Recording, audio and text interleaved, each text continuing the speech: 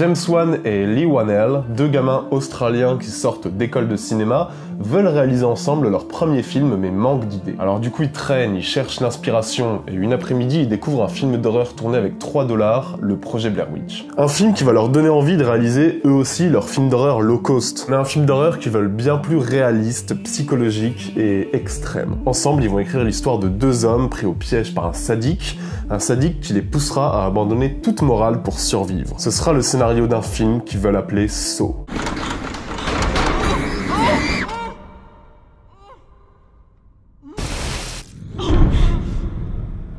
Ils en parlent autour d'eux, mais aucun producteur à Sydney n'est intéressé en fait. Le concept est un peu trop obscur. Les deux hommes décident donc de partir à Los Angeles, mais avant ils vont réaliser un court-métrage de 9 minutes qui illustrera la célèbre scène qu'on connaît un peu tous, du piège à ours inversé dans Saw. Un court-métrage fait avec 2000 € et qui est trouvable sur YouTube, je mettrai le lien en description. Le court-métrage va arriver sur le bureau de Greg Hoffman, l'émérite producteur de Georges de la Jungle 2, mais qui sent bien le bon filon arriver et qui du coup va aider les deux copains à financer leur film. Au début, Saw est censé coûter 30 000 $, c'est rien du tout, mais en fait ils vont complexifier le script, rajouter des personnages, et ils vont recevoir environ 700 000 $ avant de commencer le tournage. If you do not kill Adam by 6, then Allison and Diana will die, Dr. Gordon. And I'll leave you in this room to rot. Let the game begin. Le 22 septembre 2003, et pendant 18 jours, James Wan va réaliser Saw avec Leigh Whannell dans le rôle principal, avec un tournage dans l'ordre chronologique et beaucoup de difficultés. Le tournage est très court, donc forcément il y a une quantité de prises très limitée. Et comme c'est souvent le cas avec un premier film, à la fin du tournage, James Wan il va se sentir un peu frustré en fait, au point qu'il va faire des reshoots dans son coin, des reshoots complètement fauchés mais qui permettront de varier les points de vue et qui va conférer au film l'esthétique si particulière qui est la sienne. Finalement, Saw se termine et sera projeté en avant-première mondiale au festival de Sundance le 19 janvier 2004, soit finalement mais quelques mois à peine après le début du tournage. Hello, Mr. Hindle. Or as they called you around the hospital. Zap. Ce sera un grand succès et une petite claque du festival, au point que Lionsgate va directement acquérir les droits pour que le film sorte dans le monde entier. Bon, sortir en DVD par contre, hein, faut pas déconner, on est sur un film gore, violent, une violence vraiment extrême. Ce sera une sortie vidéo, hein, on va pas prendre de risques. On va quand même organiser pour le geste quelques projections tests, on sait jamais. Et contre toute attente, tout le monde va trouver le film dingue. Les projections finissent toutes en ovation, et Lionsgate se dit que peut-être qu'on devrait sortir Saw dans quelques salles finalement. Je vous passe les détails, mais en quelques semaines, Saw va devenir un énorme succès. Le nombre de salles va se multiplier partout dans le monde, et pour un budget total de moins d'1 million de $, Saw va en rapporter 100 millions. Ça va devenir l'un des films d'horreur les plus lucratifs de tous les temps, et en plus du succès public fou, Saw va bénéficier d'un bouche à oreille ultra élogieux.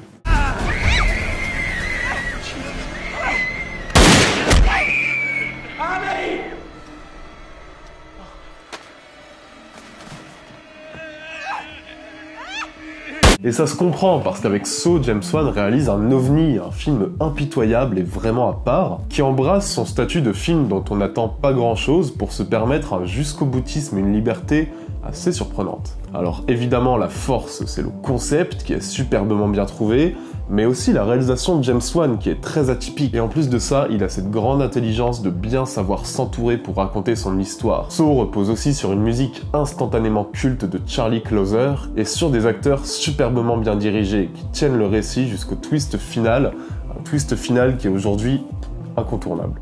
Sick of people who don't appreciate their blessings. Looks like our guy likes to book himself front row seats to his own cyclic demons.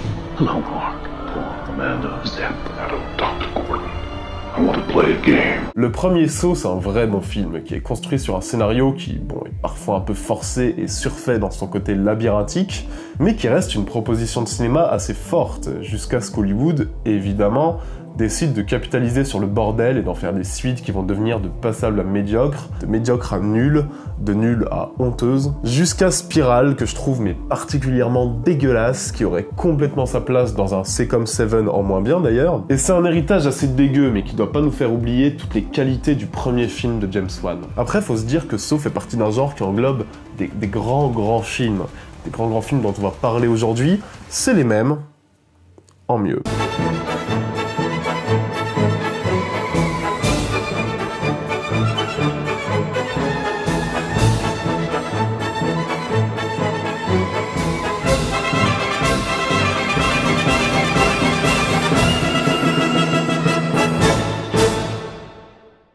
C'est un peu complexe de parler de Saw en mieux parce qu'il faut comprendre tout ce qu'est Saw, parce que évidemment c'est du torture porn, mais pas que en fait. On va aussi parler d'expériences sociologiques, de sadisme, de jeux pervers, et je vais commencer assez fort avec un film allemand qui s'appelle, attention c'est le moment accent, Das Experiment. Versuchspersonen gesucht. 4000 Mark Verdienst für ein 14-tägiges Experiment in einem Scheingefängnis. Vous connaissez l'expérience de Stanford? En gros, on va enfermer 20 hommes volontaires que l'on va payer pour jouer différents rôles. 12 seront des faux prisonniers et 8 auront le pouvoir, ce sera des gardiens de l'ordre. Et l'idée c'est de voir ce qui se passe lorsqu'on donne du pouvoir à quelqu'un en micro-société. Dans l'expérience originale, bon, je grossis un peu le trait, mais on a vu que les gardiens avaient une tendance à aller vers du sadisme, du coup on a arrêté l'expérience avant que ça finisse vraiment mal. Et ce film se base sur cette histoire et imagine la suite en fait, imagine ce qui serait passé si on n'avait jamais arrêté l'expérience. Et dans cette étude perverse, sadique et qui va tourner vers l'ultra-violence, il y a beaucoup de sauts dans The Experiment.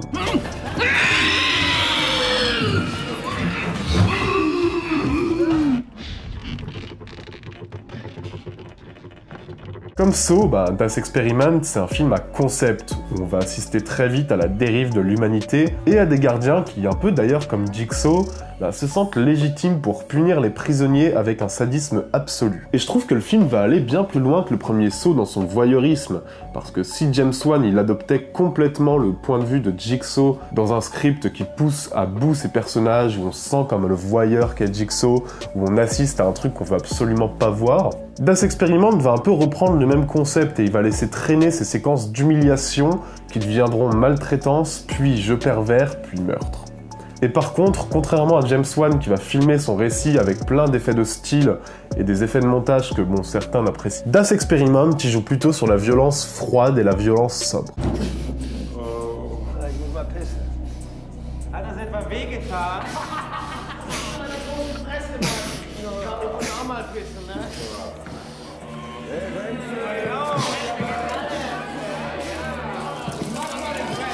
La mise en scène va être assez minimaliste, elle va s'effacer derrière le propos du film, qui est clairement, on va pas se mentir, l'intérêt numéro 1, mais ça reste très efficace, et on a aussi une direction d'acteur qui est assez excellente. Ce genre de direction d'acteur où t'es obligé de te rappeler que oui, t'inquiète pas, t'es bien face à un film, mais non, t'inquiète pas, il a pas été torturé pour de vrai. C'est un film qui a d'ailleurs fait l'objet d'un remake chez nos amis américains, un remake avec Adrien Brody, un film qui est largement édulcoré, qui est pas mauvais, mais pas non plus très intéressant par rapport à l'original, quoi. À votre place, je foncerais plutôt sur le film allemand. Bon, c'est un film qui est aussi sombre et aussi nihiliste que Saw, donc c'est pas forcément un visionnage extrêmement plaisant, on va pas se mentir, c'est moralement parfois assez abject, mais c'est ce que vous voulez voir dans une vidéo qui est comme Saw en mieux, et si c'est le cas, foncez, ça vaut largement le coup.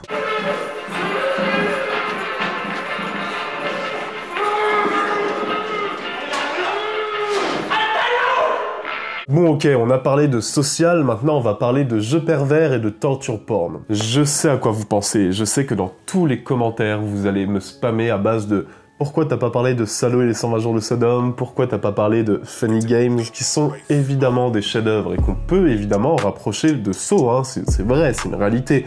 Mais c'est un peu... Enfin, vous les connaissez en fait ces films. Et j'ai envie de vous parler d'un autre réalisateur, un habitué de cette chaîne, c'est notre ami Takashi Miike, qui a réalisé avec Audition un des grands films références de James Wan.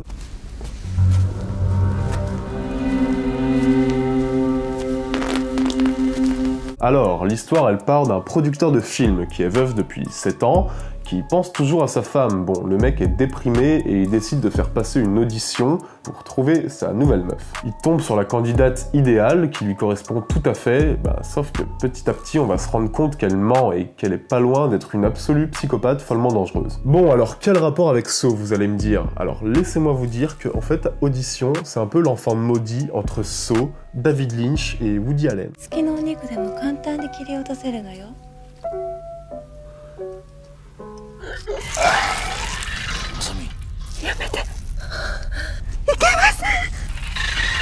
Dans Saw, ce qui a marqué les gens, c'est un scénario manipulateur et pervers, et une violence très explicite. Et tout ça, on va le retrouver dans Audition, mais alors au centuple. Audition, c'est un film labyrinthique, un film sadique, qui dépasse largement son pitch de base pour dériver sur une horreur psychologique, qui deviendra ensuite une horreur physique. En fait, le film part des codes de films sociaux, et devient peu à peu un thriller haletant, puis il va tourner complètement au torture porn, après nous avoir aspergé de séquences irréelles et hors du temps, à la David Lynch du coup, avec des délires visuels et des scènes de pur cauchemar.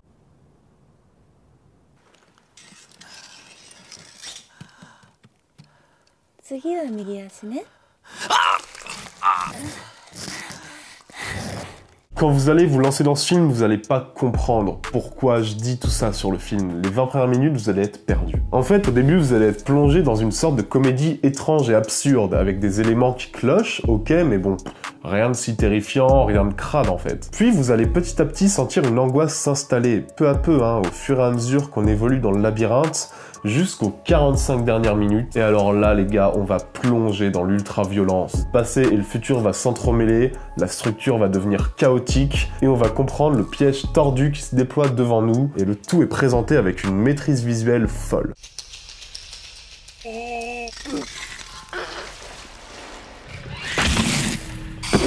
Parce que c'est Takashi Miike et il s'interdit rien et surtout pas des scènes de torture extrêmement difficiles à regarder. Le tout est parfaitement mis en scène et parfaitement photographié, notamment la dernière heure qui tombe dans le cauchemar extrême. Et il y a un rythme assez fou dans ce film, en fait je me souviens pas vraiment avoir vu de film aussi novateur dans sa gestion du temps. Ce mélange d'irréel, d'éléments anodins mais terrifiants et d'explosions de violence soudaines, ça fonctionne tout à fait. Audition, c'est un très grand film, c'est une inspiration revendiquée pour le Saw de James Wan. Ça a forcément influencé son écriture voyeuriste, perverse et manipulatrice. Sachez que j'en dis pas trop sur ce film parce que j'ai aucunement envie de vous spoiler, mais vous pouvez foncer, c'est monumental.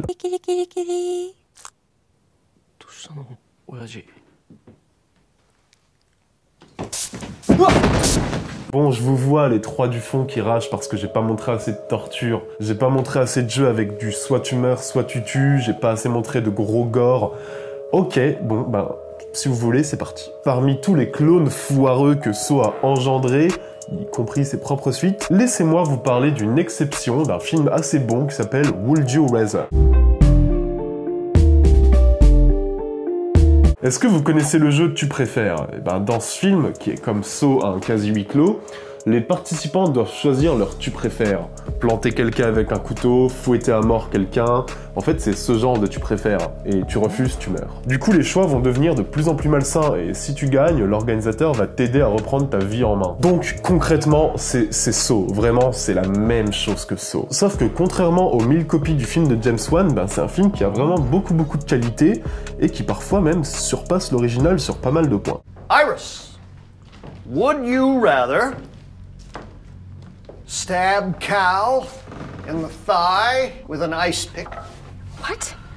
Or strike Travis 3 times with this African whipping staff? Déjà, il n'y a pas de sous-intrigue, pas de grand discours sur l'humanité. Ici, ça commence très vite, ça ne s'arrête pas, et ça va charcuter du début à la fin. Les dilemmes moraux s'enchaînent, et ce, dès les premières minutes. Et en gros, le film, il sait ce qu'on veut voir, du cynisme, des mises à mort, et des séquences psychologiquement éprouvantes avec une tension permanente. Il nous le donne, et il a un concept largement assez fort pour tenir 1h30. Il y a beaucoup d'originalité et de sadisme dans l'écriture des choix, et les morts sont bien plus nombreuses que dans Saw d'ailleurs. Ah ouais, j'en profite pour signaler que Sacha Grey est au casting du film. Mais si, Sacha Grey, tu sais. Si, tu sais qui c'est. Tout le monde le sait ici. Et c'est un casting qui s'en sort très bien d'ailleurs, et tout le film est vraiment soigné, et franchement on est de loin sur un des meilleurs Saw-like que j'ai pu voir, et je le trouve assez oublié ce film par rapport à des Hostel. Pour moi c'est largement au-dessus, et vous allez passer 1h30 pleine de tension, hyper gore, hyper sympa et hyper divertissante. 30 seconds to do I it. can't do it. Or Bevins I can't do it. will dispatch you. Do you understand? And by the way, you can pick whichever eye you want. It's completely up to you. Go. Et j'aurais pu aussi mentionner The Collector, qui est cette fois un vrai film d'angoisse et d'horreur, avec des scènes de torture vraiment pas mal, et qui est filmé, mais alors complètement comme ça. En fait, c'est les mêmes plans de caméra, c'est la même photographie, c'est limite la même narration. Franchement, c'est un copier-coller en termes de mise en scène, mais c'est un film efficace où un cambrioleur se retrouve pris au piège dans une maison avec un tueur tordu qui lui tend des pièges mortels dans chaque pièce. Mieux que ça, ouais, c'est difficile à dire, tant ce film, en fait, il lui doit tout. Mais il reste à mentionner parce qu'il fait largement la blague pour un moment de tension et d'angoisse.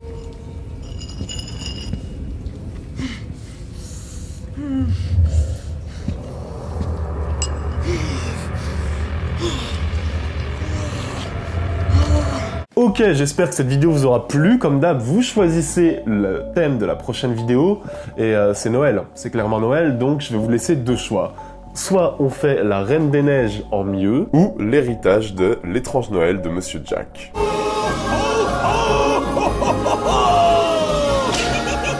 Dites-moi ce que vous préférez dans les commentaires et surtout n'oubliez pas de vous abonner, n'oubliez surtout pas que vous êtes les meilleurs. On se retrouve très bientôt. Ciao à tous, bisous, ciao.